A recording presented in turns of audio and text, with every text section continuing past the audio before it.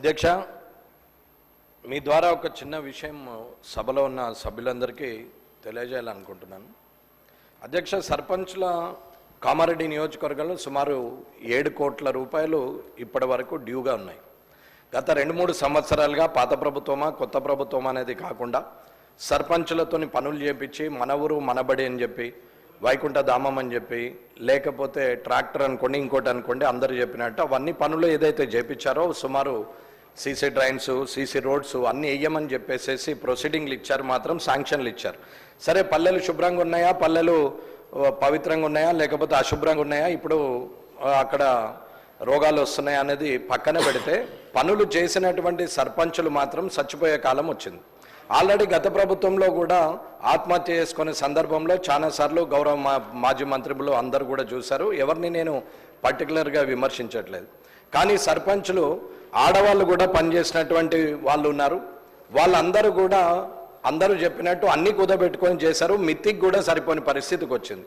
గత 3 సంవత్సరాలుగా స్కూళ్ళలో మన ఊరు మనబడి అని చెప్పి ఒక ప్రోగ్రాం పెట్టేసి అక్కడ బిల్డింగులు కట్టించేసి, వైకుంఠధామం అని చెప్పి అక్కడ పెట్టించేసి శాంక్షన్లు ఇచ్చిండ్రు తప్ప ఫైనాన్షియల్ అప్రూవల్స్ తీసుకొని ఇప్పటి వరకు కూడా వాళ్ళకు బిల్లు పేమెంట్లు రాలేవు. గత ప్రభుత్వము చేయించినటువంటి పనులు ఎన్ఆర్ఈజిఎస్ ద్వారా కావచ్చు, లేకపోతే ఇంకొక ఫండ్స్ ఏదైనా కావచ్చు, కేంద్ర ప్రభుత్వమే రాష్ట్ర ప్రభుత్వమే అని చెప్పి రాజకీయం చేయట్లేదు. అది ఏ ప్రభుత్వమే అనేది ఇక్కడ ఉన్న సభ్యులందరికీ తెలుసు. కానీ సర్పంచులకు డబ్బులు రావాలనేది ముఖ్యమైన సందర్భం.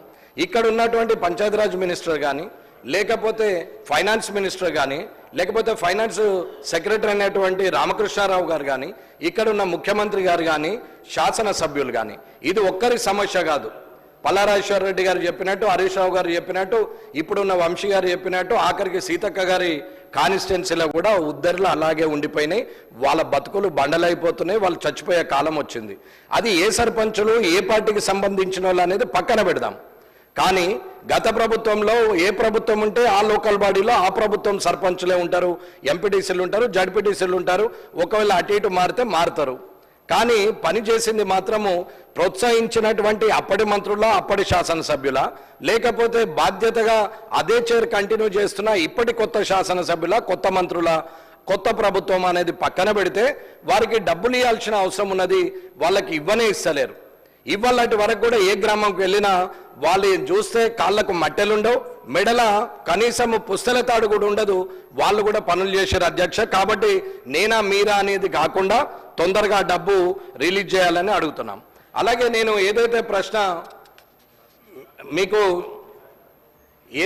ఇప్పుడు టీజీఐ అన్న మీరు ప్రశ్న అది మొదలుపెట్టారా స్పీకర్ గారు?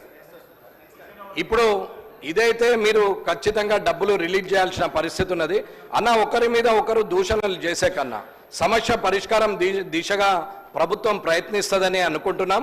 కాబట్టి రానున్న 1 నెల లోపల వారందరి బిల్లులు రిలీజ్ చేయాలని చెప్పి వారి సర్పంచుల తరపున, ఎంపీటీసీల తరపున, జడ్పీటీసీల తరపున, అందరి తరపున అందరి సమస్యలు ఉన్నాయి. కాబట్టి అందరూ శాసనసభ్యులు కూడా ఏకగ్రీవంగా 119 మంది వారికి డబ్బులు రిలీజ్ చేయాలని చెప్పి మీరు కోరాలని కోరుతున్నాను. గౌరవ సభ్యులు శ్రీమతి కోవలక్ష్మి గారు. నమస్కారం అధ్యక్ష. ఈరోజు